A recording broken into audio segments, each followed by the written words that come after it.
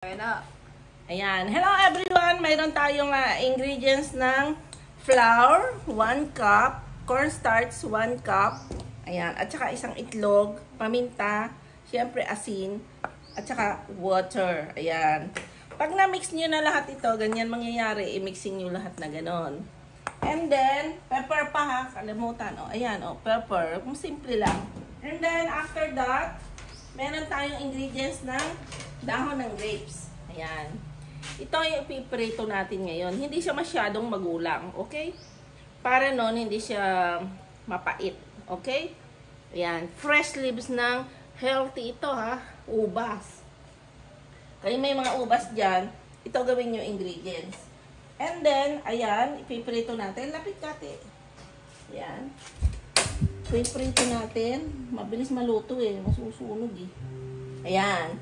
I-dip nyo lang dito sa mixing natin ng mga flour and cornstarch. And then, messy lang. Medyo messy lang. Ayan.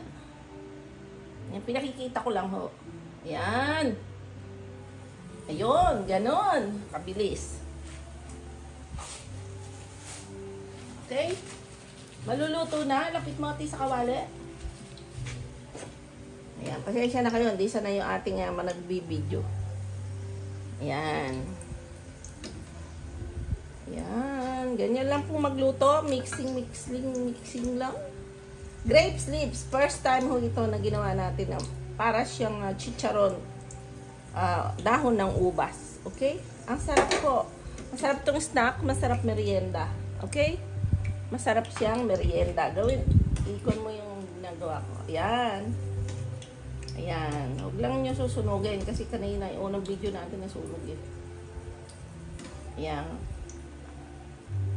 Ayan. Okay na. O, diba? Ayan. Ito ho ang resulta ng ating piniritong leaves ng grapes. Ayan. Kung kayo may mga grapes, ayan. Gawin nyo ganito. And then, isaw-saw natin. Sarap-sarap. Ganyan. Sarap. Saw-suka. Saw-saw nyo sa suka. Sarap. Nakalima na ho ako buhat kanina. Delicious.